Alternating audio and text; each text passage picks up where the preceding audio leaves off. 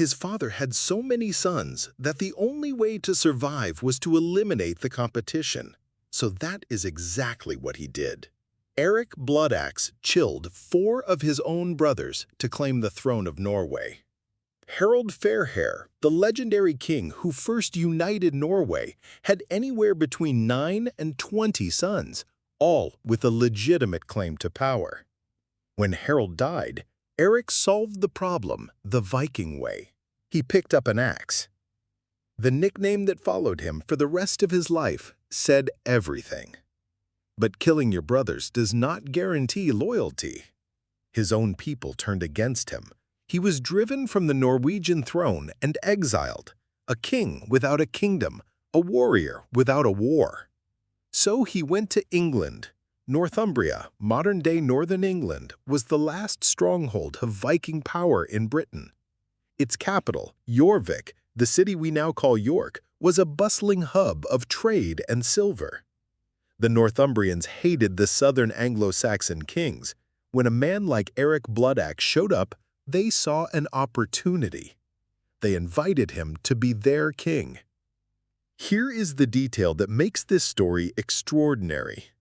We know Eric was actually king of York, not from sagas or legends, but because archaeologists found the receipts. Silver pennies minted in York bearing his name still exist today. One side shows a sword, the other reads, King Eric. A man who killed his brothers for a throne, lost it, crossed the sea, and minted his own coins in a foreign city. The Vikings called that style. But the same people who made him king eventually decided he was more trouble than he was worth. The Northumbrians realized that the English king Edred would burn their land to the ground if they kept harboring Eric. So they betrayed him.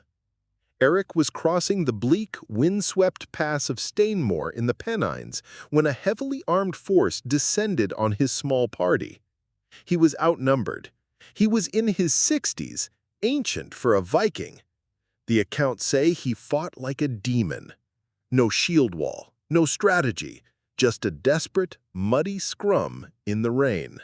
When the fighting stopped, the last Viking king of Northumbria lay dead. Historians consider the death of Eric Bloodaxe at Stainmore the official end of the Viking Age in England. After him, no Scandinavian king would ever permanently hold the throne of Northumbria.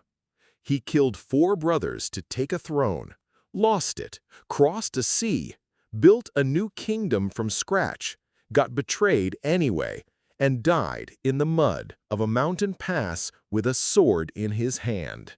That was Eric Bloodaxe, the last Viking king of England.